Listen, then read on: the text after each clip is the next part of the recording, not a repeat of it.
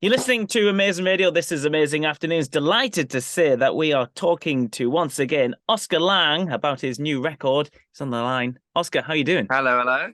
I'm good, very well. It's great to speak to you. We spoke on the last record, Chew the Scenery. Here you are a couple of years later with this new record, which is not out until the 21st of July. It's not too long to wait for it, but I've had a sneak listen. And it's an absolute triumph, Oscar. I really have to say this. Not just... I'm speaking really genuinely in here. It really evoked lots of kind of classic songwriting albums from like everything from the Beatles. I had to write this down because these are all the reference points I got from my first couple of listens. So Beatles, ELO, Oasis, Tame Impala, Tears for Fears, Wild Beasts, MGMT. They were just some of the names that jumped out at me. But was there any kind of sonic target with this record at all, Oscar, at all? I mean, not really. That kind of sounds like one of my Spotify playlists, to be honest. I listen to all sorts of music, and there wasn't really one specific thing. I think it has a general indie sound, and it's like very much the heart of what I do. Is I've always loved big, classic songwriters. People that can sit down at a piano and just tell a story with just that and the piano. So there was definitely an effort in this album to actually pull back a little bit on some of the production to sort of thin it out and concentrate on certain moments to really concentrate on the songwriting. Yeah, you can definitely hear that. The song is definitely king, as they say, throughout this whole record. And there is moments where I know you like to tinker around in the studio when you've thrown things on there, and there's loads of different sounds I've never even heard before, so we maybe get into that. But as a collection of songs, it's really, really great. And the songwriting is really good. Would you say it's the best display of your songwriting to date then, this record? 100%. That's why the record's called Look Now. It was the first time really since I released my first album, Silk, that I had felt like I'd really worked on something for a long time. And not to say that my previous album didn't go how I wanted it to go, but it was after a year.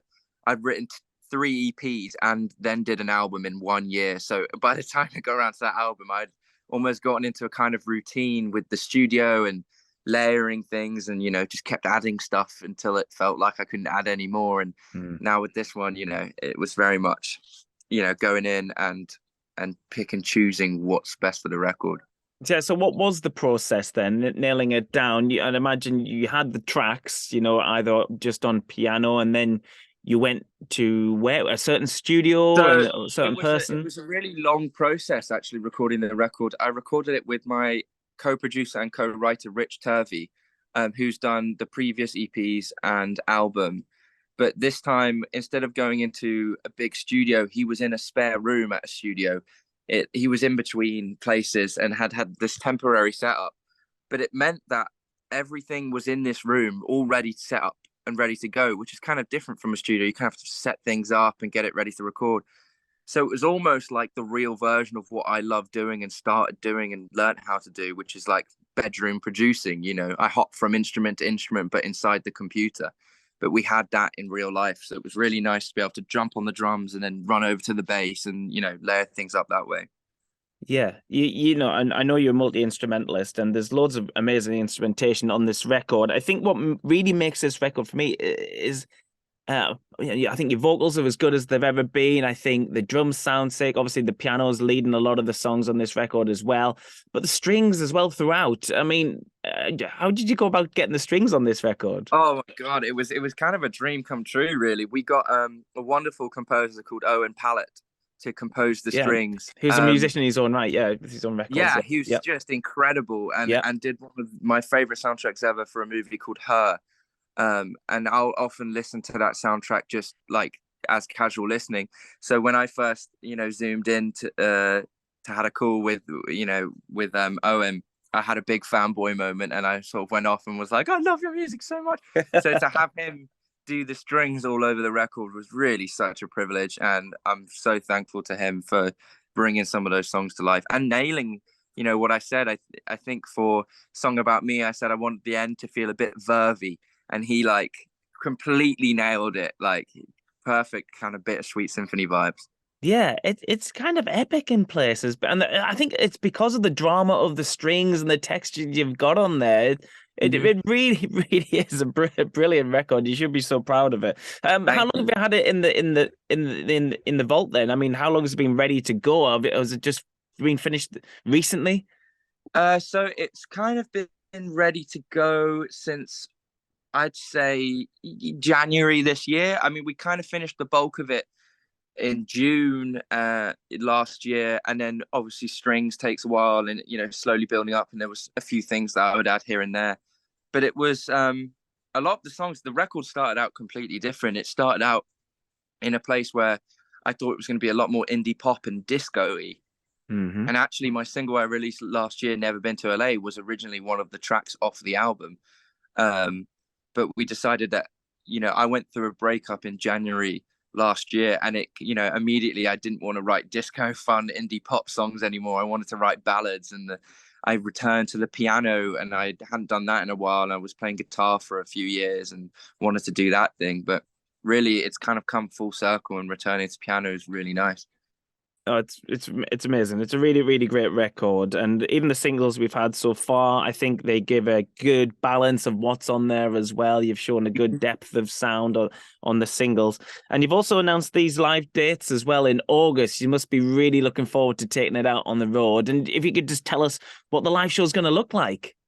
I'm absolutely buzzing to take it on the road. We've kind of completely changed the live setup. I think for a few years we were doing, the indie rock thing, um, and I kind of realized that it was slightly confusing for people because they'd come listening to A Million Little Reasons and some of my softer stuff, and then I'd like open the show with like yeah, and like so we've kind of paired it back. I'm on the piano now for the first time ever, which is amazing. It's so much fun. I don't feel any like sense of nerves, playing the piano. It's kind of feels like I'm at home and I can freely range around the keyboard without. When I play guitar, half the time I don't know what the next note I'm going to play is. Whereas on piano, I finally do. So we've got a nice little three-piece setup now, and it's super funky. And yeah, I got a Fender Rhodes. It's delicious.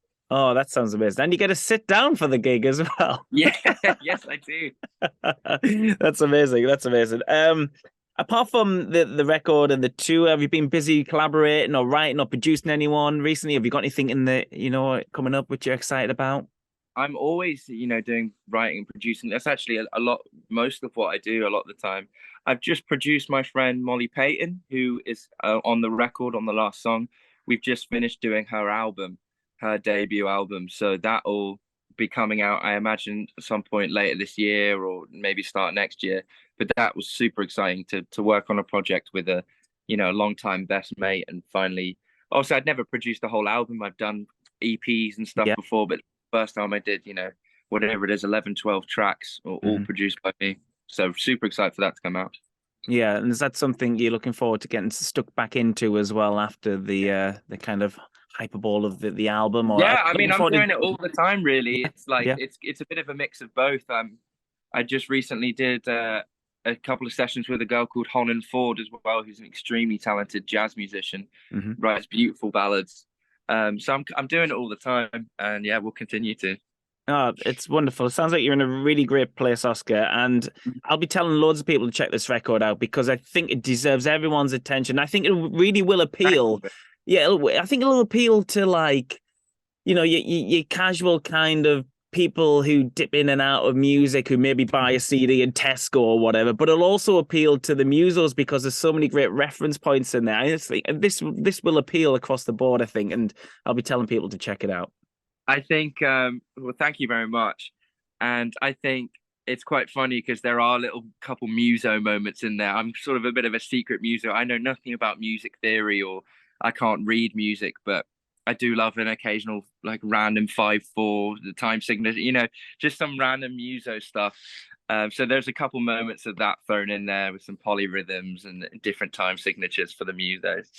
No, it's great. And honestly, you can hear all the music you've listened to over the years has all gone in there and it's come out on this record. And I think, yeah, it's a real great piece of work. Oscar, thanks so much for taking the time to speak to us this afternoon. And we'll check in again in and around the record, I'm sure, before the end of the year because you often tour as well. So maybe we'll get you in for another chat. But thanks so much, Oscar, and we'll speak to you Thank you soon. so much. Bye bye.